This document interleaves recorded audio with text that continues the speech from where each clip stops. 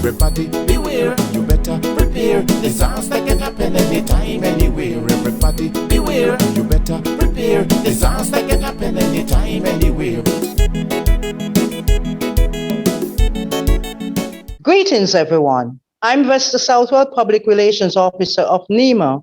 Currently, persons would recognize that we are experiencing some inclement weather, and we thought it appropriate to come to the public to provide some information related to what is currently ongoing in the Federation. I am being joined by Elmer Burke, who is a Senior Met Officer at SCASPA.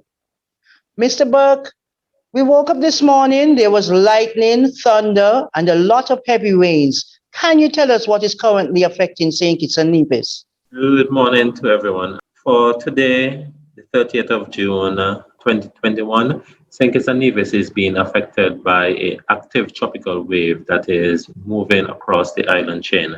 The axis right now is just slightly to the east of the islands and is expected to traverse over the island chain throughout the day. As you clearly indicated, most persons might have been awakened earlier this morning by some moderate to heavy showers and thunderstorm activity. And this was associated with the active tropical wave that we are experiencing right now. Similar conditions are expected to persist throughout the day. However, we are not anticipating conditions to remain showery all day. There will be breaks. Again, there will be breaks. So persons, although you recognize that, yes, there might be some blue skies in between, you would have periods of moderate to heavy showers, some of which are going to be accompanied with some gusty conditions and thunderstorms.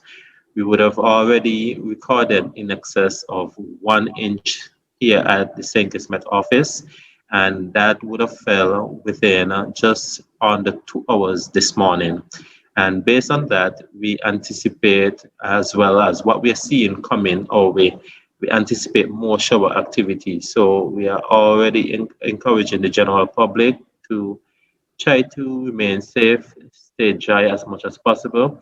If you have your vehicles parked in known waterways, it becomes an area of concern because we recognize quite a bit of rain is falling in the hillside.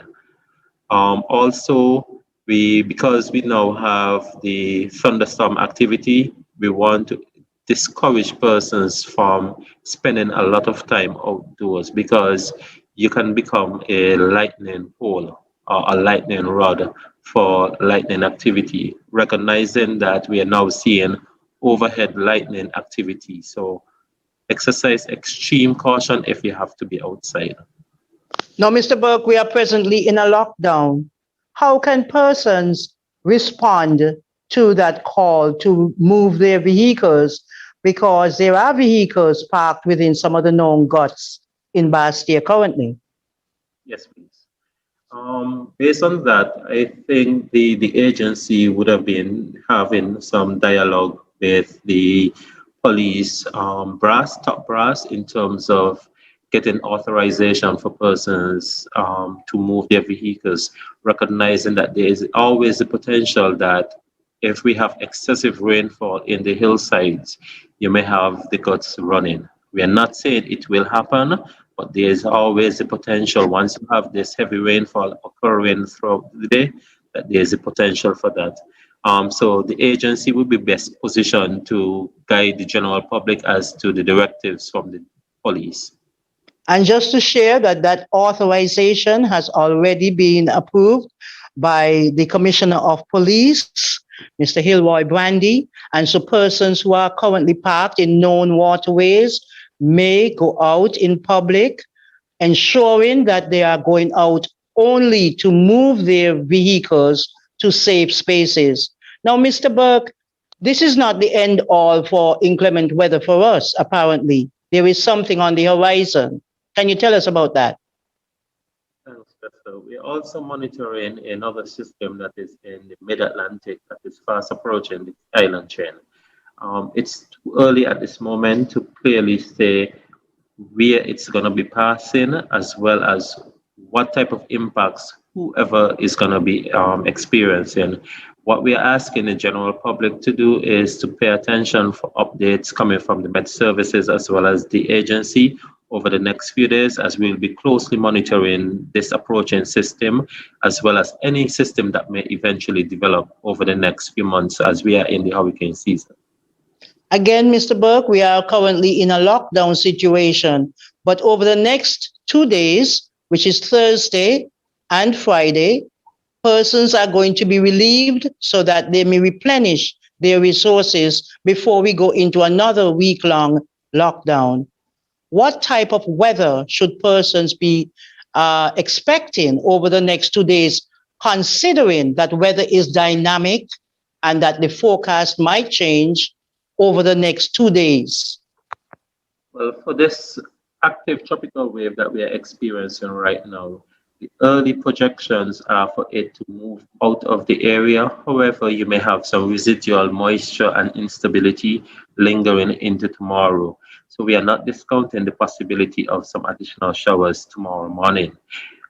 As it relates to the other system that is fast approaching the island chain, it's already showing signs of development, and as such, we are monitoring it closely. Again, it's too early for us to indicate what type of impact, if any at all, we are likely to see here in St. Kitts and Nevis and when. So once we have that information and we have a level of confidence, we'll be providing that information to the general public in a timely manner so that they can remain safe. Elmer Burke is a senior Met officer at SCASPA. We're asking persons to try to remain safe and to keep their families safe as well.